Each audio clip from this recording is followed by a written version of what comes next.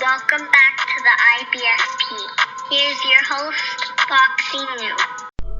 Welcome back, fight fans. Welcome back. Let's just dig right into it. According to BoxingScene.com, Canelo Alvarez mentioned Triple G and was asked about him in his most recent press conference with Sergey Kovalev, and basically stated that Triple G does not take risk and does not represent anything to him. He basically put off the Triple G trilogy as he's not interested. And let's just break down Canelo Alvarez's actual comments. And he states, the truth is, I do not visualize that fight with Golovkin right now.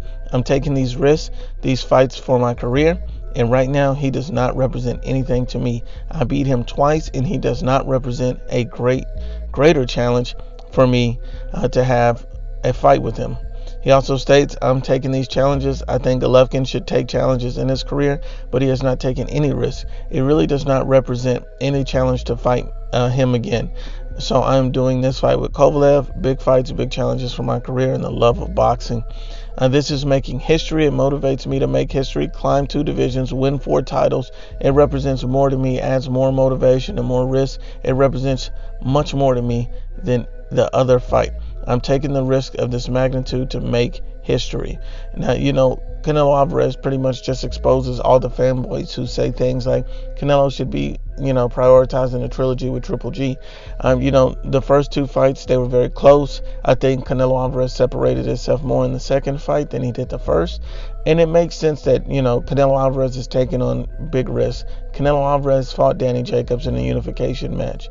Canelo Alvarez, has taken those steps, and he's went out and signed a deal with Sergey Kovalev. So Canelo Alvarez is taking on quality opponent after quality opponent, while Triple G was, taking no risk against a guy like Steve Rolls. There's no risk in a guy like Steve Rolls. That's a meaningless fight. And I understand their tune-ups or what have you, but when you get a guy like Canelo, who's always fighting a top 10 ranked opponent, who always is fighting a guy who has a belt, you got to be honest and unbiased. It's a different type of situation and standard when Golovkin gets a pass for fighting Steve Rolls. It's a different type of standard when Golovkin gets a fight with Vanes Martirosyan. And when he fought Vanes Martirosyan, that's not to say that Martirosyan is a horrible fighter, but at the point in which Golovkin fought him, which made no sense because of the layoff, because of the inactivity, even the IBF would not sanction that as a title fight for Gennady Golovkin. We have to be honest and unbiased.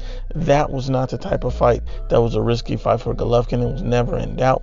And yes, we see Gennady Golovkin is looking to face Sergey Deverenchenko now. We understand that he's going to take that fight now for the belt. And, I respect that from Gennady Golovkin. The only problem I have with that is, why didn't you take it when you were ordered to take it with Sergey Deverenchenko? See, now you're taking the Sergey Deverenchenko fight after, he had already lost to Danny Jacobs, after Danny Jacobs already dropped Sergey Deverenchenko. You let Danny Jacobs take the real risk, and then you come in the back door and fight for the belt after you've already seen the guy fall, after you've already seen him susceptible to big power. And I'm saying it's still a good fight. It's still a quality opponent. But my thing is, you had to wait till he fought another top fighter before you would even dare step in the ring with him. You have to be honest and unbiased. So much so, Golovkin was reluctant that, he was stripped of the IBF title. Let's be honest and unbiased. Gennady Golovkin, and should he gets past Sergey Deverenchenko this time, he's looking to possibly fighting Ryota Murata. And at the end of the day, these are not the risky type of fights he needs to be taking for his career, his legacy. Gennady Golovkin's 37 years old. He doesn't have forever left in the sport, and he has to have nothing but the big and best fights.